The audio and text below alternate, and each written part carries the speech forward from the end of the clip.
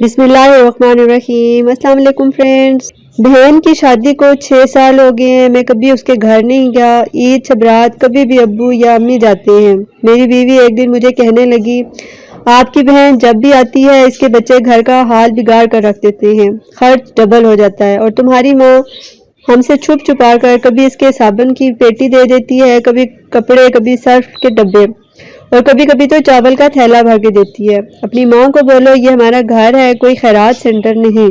مجھے بہت غصہ آیا، میں مشکل سے خرچ پورا کر رہا ہوں اور ماں سب کچھ بہن کو دے دیتی ہے۔ بہن ایک دن گھر آئی ہوئی تھی، اس کے بیٹے نے ٹی وی کا ریموٹ توڑ دیا۔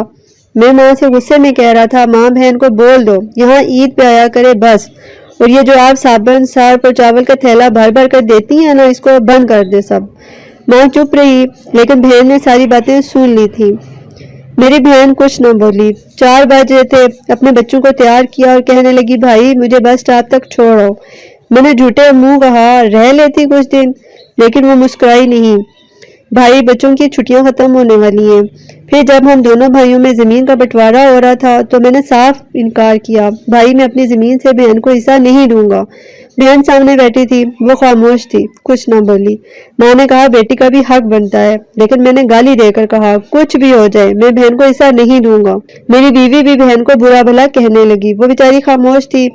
بڑا بھائی علیحدہ ہو گیا کچھ وقت کے بعد۔ میرے بڑے بیٹے کو ٹی بی ہو گئی، میرے پاس اس کا علاج کروانے کے پیسے نہیں تھے، بہت پریشان تھا میں، قرض بھی لے لیا تھا لاکھ روپیہ، بھوک سر پہ تھی، میں بہت پریشان تھا، کمرے میں اکیلا بیٹھا تھا، شاید رو رہا تھا حالات پہ۔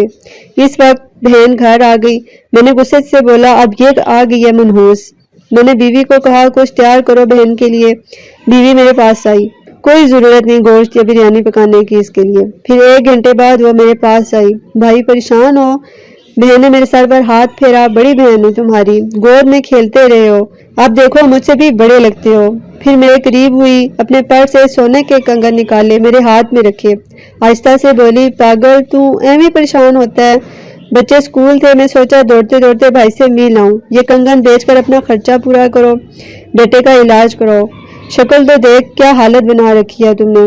میں خاموش تھا، بہن کی طرف دیکھے جا رہا تھا۔ وہ آہستہ سے بولی، کسی کو نہ بتانا کنگن کے بارے میں، تم کو میری قسم ہے۔ میرے ماتھے پہ بوسہ کیا اور 1000 روپے مجھے دے دیا جو 150 کے نوٹ تھے، شاید اس کی جمع پونجی تھی، میری جیب میں ڈال کر بولی، بچوں کو گوشت لا دینا، پریشان نہ ہوا کر۔ جلدی سے اپنا ہاتھ میرے سر پر رکھا، دیکھ اس نے بال سفید ہو گئے۔ وہ جلدی سے جانے لگی، اس کے پیروں کی طرف میں نے دیکھا، ٹوٹی ہوئی جوتی پہنی تھی، پرانا سا دوپٹہ اوڑا ہوا تھا، جب بھی آئی تھی وہی دوپٹہ اوڑھ کر آتی۔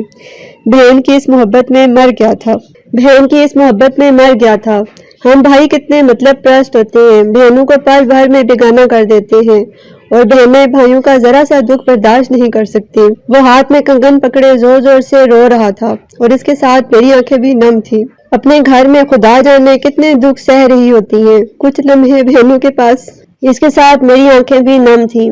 اپنے گھر میں خدا جانے کتنے دکھ سہ رہی ہوتی ہیں، کچھ لمحے بہنوں کے پاس بیٹھ کر حال پوچھ لیا کریں، شاید کہ ان کے چہرے پہ کچھ لمحوں کے لیے ایک سکون آ جائے۔ بہنیں ماں کا روپ ہوتی ہیں۔ فرینڈز، یہ تھی میری آج کی مورل سٹوری، امید ہے آپ کو پسند آئی ہوگی۔ اسی طرح کی مزید سٹوریز کے ساتھ ایک بار پھر حاضر ہوں گی، تب تک کے لیے اجازت، خوش رہیں اور اپنوں کا خیال رکھیں، اور ایک چھوٹی سی ریکویسٹ کہ میرے چینل کو سبسکرائب کر لیں اور ساتھ لگے بیل آئیکن کو بھی پریس کر دیں، اور اگر آپ کو میری ویڈیو پسند آ رہی ہے تو آپ اس کو لائک اور کمنٹ ضرور کریں، اپنے فرینڈز کے ساتھ بھی شیئر کریں، اس سے میری حوصلہ افزائی ہوتی ہے اور میں مزید اچھی ویڈیو لے کر آپ کے لیے آؤں گی۔ اللہ حافظ۔